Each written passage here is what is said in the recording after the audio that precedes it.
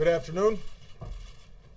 As you all know, last summer I signed a law that will cut nearly $1 trillion of spending over the next 10 years. Part of that law also required Congress to reduce the deficit by an additional $1.2 trillion by the end of this year.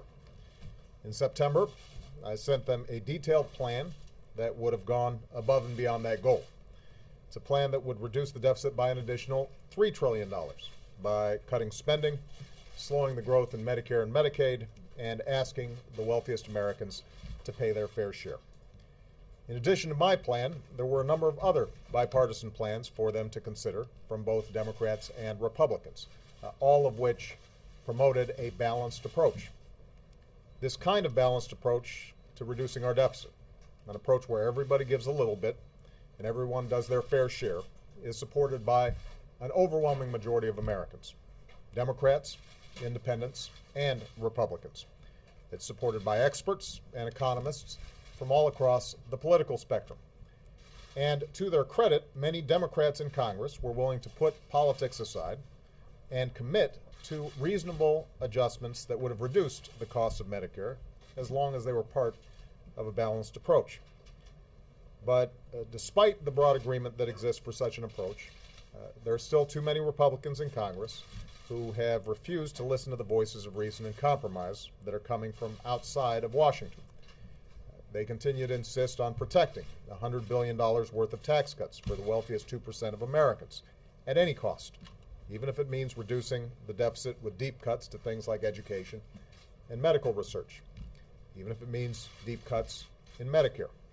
So, at this point at least, they simply will not budge from that negotiating position. And so far, that refusal continues to be the main stumbling block that has prevented Congress from reaching an agreement to further reduce our deficit. Now, we are not in the same situation that we were in August. There's no imminent threat to us defaulting on the debt that we owe. There are already $1 trillion worth of spending cuts that are locked in. And part of the law that I signed this summer stated that if Congress could not reach an agreement on the deficit, there would be another $1.2 trillion of automatic cuts in 2013, divided equally between domestic spending and defense spending.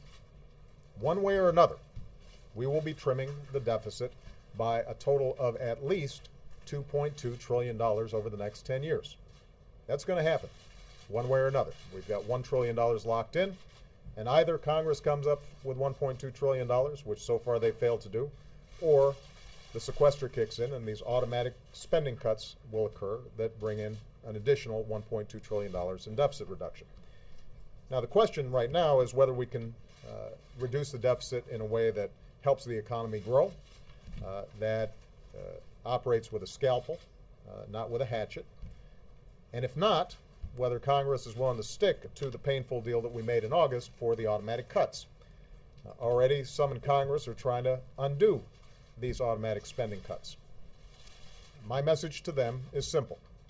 No. I will veto any effort to get rid of those automatic spending cuts to domestic and defense spending.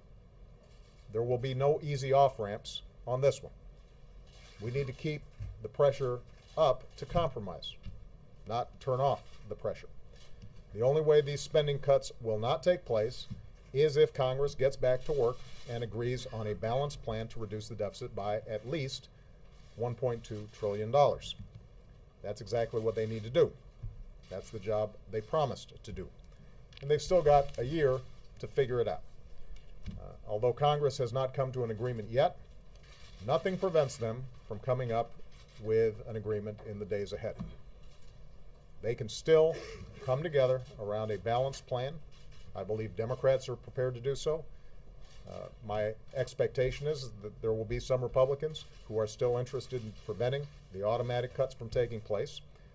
And as I have from the beginning, I stand ready and willing to work with anybody that's ready to engage in that effort to create a balanced plan for deficit reduction.